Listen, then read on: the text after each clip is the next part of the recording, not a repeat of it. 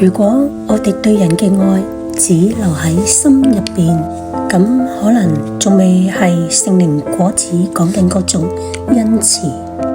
聖靈果子入邊講嘅恩慈，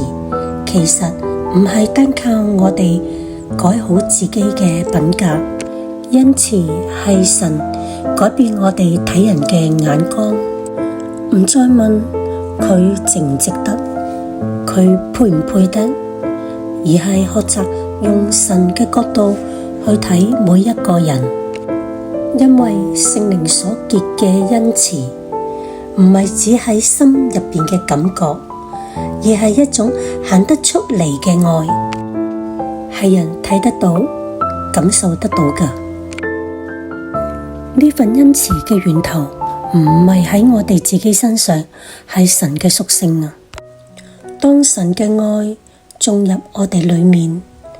就會慢慢改變我哋點樣去睇人。因為喺神嘅眼中，每個人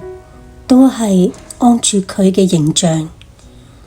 同佢嘅樣式被造嘅，所以每個人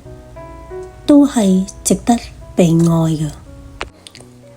以弗所書4章32節，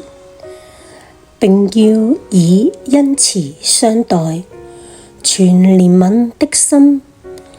彼此饒恕，正如神在基督裏饒恕了你們一樣。親愛嘅天父，感謝你，因為你以恩慈同憐憫接納咗我哋，喺基督裏面饒恕咗我哋，教我哋學習以恩慈相待，存憐憫嘅心，彼此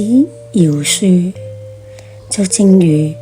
神喺基督裏面饒恕我哋一樣。求你改變我哋嘅眼光，唔以人嘅價值去值唔值得、配唔配得去衡量，讓我哋活出呢一份愛，展示你嘅屬性。奉主耶穌基督聖名祈求，阿門。